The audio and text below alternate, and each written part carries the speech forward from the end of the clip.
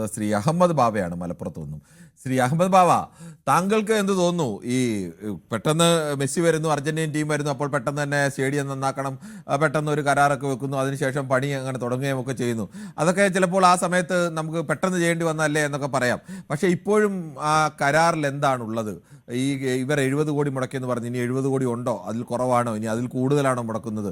അങ്ങനെ മുടക്കിയാൽ ആ പണം എങ്ങനെ തിരിച്ചു കൊടുക്കും? ഇതൊക്കെ ഒരു കരാറിൽ വ്യവസ്ഥ എന്തായാലും കാണുമല്ലോ. എന്തായാലും ഒന്നും കാണാതെ ആരോ കിണറ്റിൽ ചാടില്ല എന്ന് പറയുന്നത് പോലെ അവരാ ഒന്നും കാണാതെ അവിടെ ഇതിനെ എടുത്ത് ചാടില്ലല്ലോ. അപ്പോൾ ആ വ്യവസ്ഥകളൊക്കെ പുറത്തു വരേണ്ടതല്ലേ? നമസ്കാരം. നമസ്കാരം. ഒന്നും കാണാതെ പണിക്കര് കിണറ്റിലേക്ക് എടുത്തു ചാടൂല, ആട്ടുള്ളവനെ പിടിച്ച് നെയ്യാനാക്കരുത്. ഞാനിതിൽ സംസാരിക്കണ്ട എന്ന് വിചാരിച്ചാണ്. പക്ഷെ ഇന്നലെ അബ്ദുറഹ്മാനെ നമ്മളടുത്തുള്ളത് തന്നെയാണ്, നമ്മളെ മിനിസ്റ്റർ.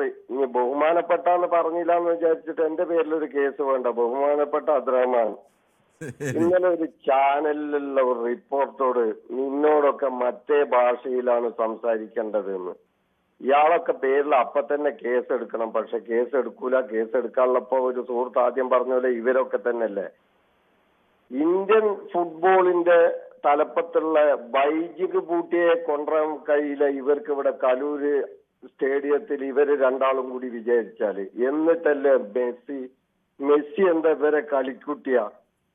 ഞാനൊരു ഫുട്ബോളിന്റെയും ക്രിക്കറ്റിന്റെയും ഒക്കെ ആൾ തന്നെയാണ്. ഞാൻ ഇഷ്ടപ്പെടുന്ന ഒരു കളിക്കാരൻ തന്നെയാണ് മെസ്സിനെ പോലെയുള്ള. ഈ 2-3 മാസം കൂടി കഴിഞ്ഞ് 4 മാസം കൂടി കഴിഞ്ഞാൽ വേൾഡ് കപ്പ് ആണ്.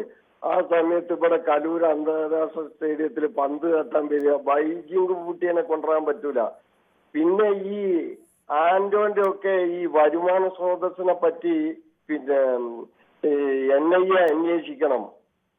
ഇന്നലെ നിങ്ങൾ ഇതിനെപ്പറ്റി എന്തെങ്കിലും ഒരു പ്രതികരണം ചാനലിൽ നിന്നൊക്കെ ഒരു ചർച്ചയൊക്കെ വരുന്ന ഞാൻ വിചാരിച്ചത്. 2 ചാനലിൽ വരൂല, അത് ഓക്കെ.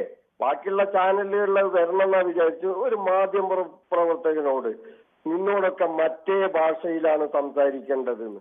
മറ്റേ ഭാഷയിൽ ഇപ്പൊ അബ്ദുറഹ്മാനോട് ഒരു മറുപടി ഈ ഫ്ലോറിൽ പറയാൻ എന്റെ നാവിന്റെ തുമ്പത്തുണ്ട്. പക്ഷെ ഇതിങ്ങനെ നല്ലൊരു ഒരു മാന്യമായി പ്രവർത്തിക്കുന്ന ഒരു ചാനലിലും ഞാൻ ഇതിലേക്ക് വിളിക്കുമ്പോൾ ആ മറുപടിയൊക്കെ എല്ലാവർക്കും പറയാൻ അറിയുന്നവർ തന്നെയാണ്. അത് കേരളത്തിലെ അത് പറയാതിരിക്കുക എന്നുള്ള സാമാന്യ മര്യാദയാണ് അവർ പാലിക്കുന്നത്. മന്ത്രിക്ക് ഇല്ലാതെ പോയതും അത് തന്നെയാണ്. മന്ത്രിക്ക് പക്ഷെ ഇതൊക്കെ കേൾക്കുമ്പോ എന്തോ പെട്ടെന്ന് മന്ത്രി എന്തിനാണ് ഇതിൽ ചൂടാവുന്നതെന്ന് എനിക്ക് മനസ്സിലാവാത്തത്. മന്ത്രിക്ക് വരെ തലയിൽ പൂട തപ്പി നോക്കേണ്ട അവസ്ഥ മന്ത്രിക്ക് ഉണ്ടോ എന്ന് സംശയം കൂടി തോന്നുന്നതാണ് മന്ത്രിയുടെ പ്രതികരണം. കുറ്റം പറയണ്ട. ഈ മന്ത്രിന്റെ നാട്ടില് 977 മുതൽ ഞാൻ ജോലി ചെയ്തിരുന്ന ഒരാളാണ്, ഒരു ബസ്സിലും ലോറിയിലും ഒക്കെ. മന്ത്രിയുടെ സംസ്കാരം അതാണ്. ധൈര്യം ഉണ്ടെങ്കിൽ അഹമ്മദ് ബാബാന്റെ പേരിൽ അബ്ദുറഹ്മാൻ കേസ് കൊടുക്കട്ടെ. മന്ത്രി വളർന്നു വന്നിട്ടുള്ളതും മന്ത്രിയുടെ രീതികളും ഒക്കെ ആ വിധത്തിൽ തന്നെയാണ് തിരൂര്. താങ്കൾ എന്നെ കാണുന്നില്ല, ഞാൻ കൈകൊണ്ട് ആംഗ്യം കാണിച്ചിട്ടാണ്, നന്നായിട്ടാണ് ഈ പറയുന്നത്. അപ്പൊ ഇതൊക്കെ എന്ന് ഞാൻ പറഞ്ഞില്ല താങ്കളോട്, എനിക്ക് വലിയ വിദ്യാഭ്യാസമൊന്നുമില്ല, താങ്കൾ എഴുതി വെച്ചോളി. ബൈജിങ് ബൂട്ടിയനെ ഇവിടെ കലൂർ അന്താരാഷ്ട്ര സ്റ്റേഡിയത്തിൽ ഈ 2-3 മാസത്തിന്റെ ഉള്ളിൽ കൊണ്ടുവരണമെന്നുണ്ടെങ്കിൽ 1 കോടി റുപ്യ കൊടുക്കാനാണ്. അതിന് കഴിയില്ല. ന്യൂസ് 18 ചാനലിലേക്ക് തരാൻ ഞാൻ പൈസ നിങ്ങൾ കൊടുത്താൽ മതി. ശരി, ഓക്കെ. എന്തായാലും അങ്ങനെയൊന്നും പറയേണ്ടതില്ല. എന്തായാലും 1 കോടി രൂപ കൊടുക്കാമെന്ന് പറയണ്ട, അവർ ആവേശത്തിൽ പറഞ്ഞാണെന്ന് കരുതുന്നു. എന്തായാലും ശ്രീ സുരേന്ദ്രനാണ് തൃശ്ശൂരിൽ നിന്നും.